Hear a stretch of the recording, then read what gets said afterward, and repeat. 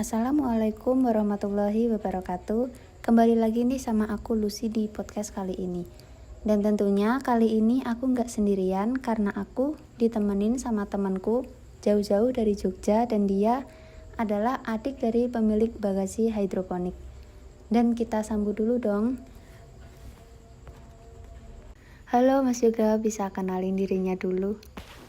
Halo, kenalin, aku Yoga Paripurna, mahasiswa dari Yogyakarta, yang tepatnya di Universitas Muhammadiyah Yogyakarta. Aku sekarang menempuh semester 5 dengan jurusan Teknologi Informasi. Di bagasi hidroponik, aku adalah adik dari pemilik bagasi hidroponik, dan tugasku di bagasi hidroponik adalah membantu tugas-tugas di hidroponik tersebut. Kali ini kita akan membahas tentang bisnis hidroponik. Nah, penasaran kan gimana ceritanya? Makanya tetap stay terus di podcast ini. Segitu. Gak usah lama-lama, kita langsung masuk ke topik. Awal mula ngerintis bisnis ini, kenapa kok milih hidroponik? Sebenarnya dapat motivasi dari siapa? Nah, untuk awal mula sama motivasi bikin hidroponik, mungkin untuk awalannya karena kakak saya kan dia mahasiswa lulusan pertanian dari jurusan agroteknologi. Nah, dari situ kan udah ada basic untuk berhidroponik. Tapi sebenarnya untuk aku dan abangku yang perintis ini sebenarnya cuma iseng-iseng. Lalu bisnis ini dimulai dari tahun kemarin 2020, tepatnya di bulan Agustus udah mulai bikin usaha ini. Sampai sekarang tuh baru 1 tahun kira-kira genapnya. Oh, jadi termasuk usaha baru ya, Mas? Ya, kira-kira usaha aku dan abangku tuh kira-kira baru 1 tahun lebih 4 bulan. Jadi ya termasuk usaha baru dibikin sih. Menanam jenis sayur apa aja, Mas? Untuk sayur yang ditanam tuh kira-kira pada kan termasuk bisnis baru kan ya, kira-kira baru 1 tahun tadi. Nah, untuk sayuran yang saya tanam tuh pas awal ngerintis kan 4 bulan awal tuh kira-kira kangkung, bayam, pakcoy. Nah, pas udah agak mahir, udah agak ada pengalaman lah untuk berhidroponik, itu baru pindah ke selada. Karena apa aku milih selada tuh, gara-gara selada tuh di pasaran termasuk yang berharga tinggi dan banyak dicari oleh konsumen juga. Kalau selada dari benih sampai layak dijual kira-kira berapa lama ya, Mas? Nah, untuk selada tuh kan dari pembibitan kira-kira dari biji ditanam di rockwool itu. Rockwool tuh kayak semacam gabus yang dibuat dari selabut kelapa. Itu kira-kira kita diemin di situ bijinya tuh kira-kira 3 hari. Nanti udah tumbuh sportus, kalau nama lainnya tuh kayak bibit kecil gitu loh. Nah, habis bibit kecilnya itu udah tumbuh, nanti dipindah ke instalasi buat pembenihan. Nah, di situ nanti sampai agak gede kira-kira 2 minggu baru dipindah ke instalasi yang dewasa. Setelah yang dewasa kira-kira kita tunggu sampai 4 minggu lagi.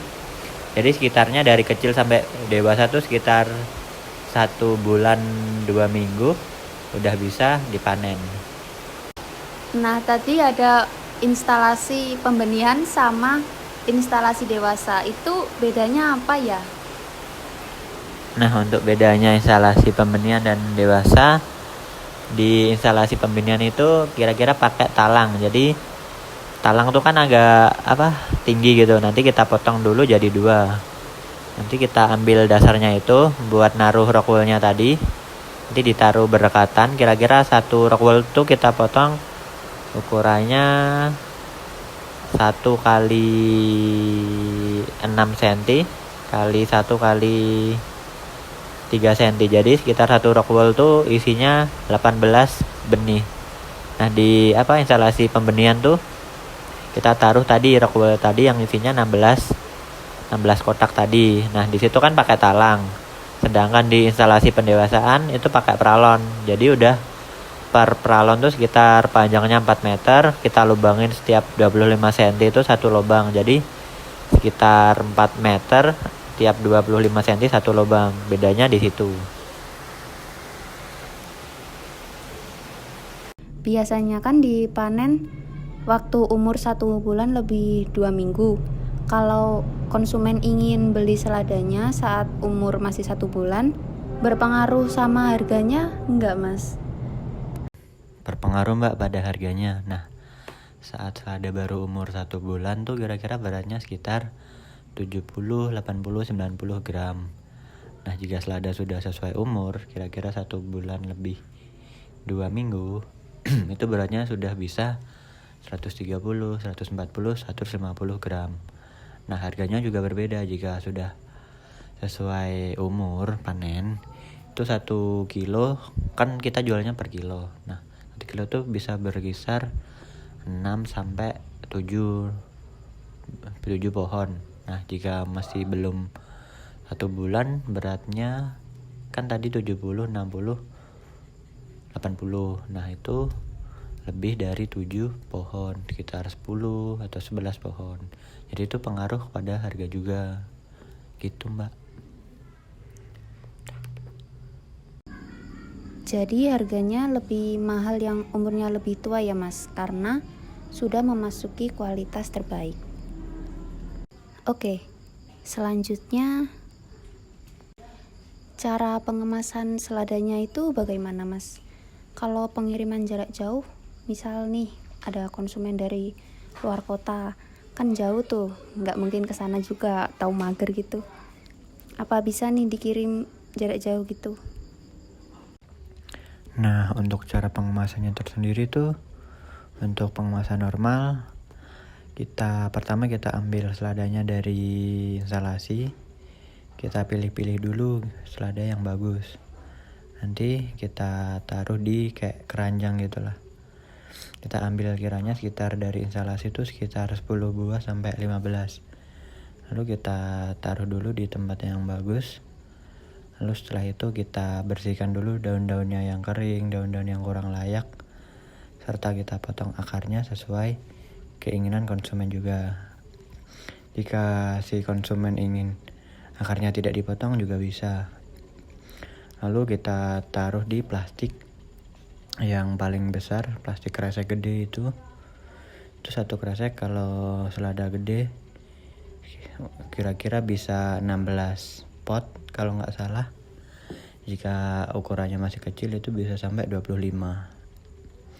Pengemasannya untuk konsumen yang ingin dikemas satu-satu bisa, itu menggunakan plastik ukuran besar juga. Nanti kita bikin seperti buket bunga itu, nanti akarnya kita sendirikan, daunnya kita sendirikan seperti buket bunga itu. Seperti itu cara pengemasannya. Untuk selada tuh sebenarnya bisa tahan sampai setengah hari. Jika kita taruh selada itu di air, itu bisa tahan lebih lama lagi karena di akarnya itu akan menyerap air, sehingga seladanya lebih segar dan lebih fresh. Untuk pengiriman jarak jauh,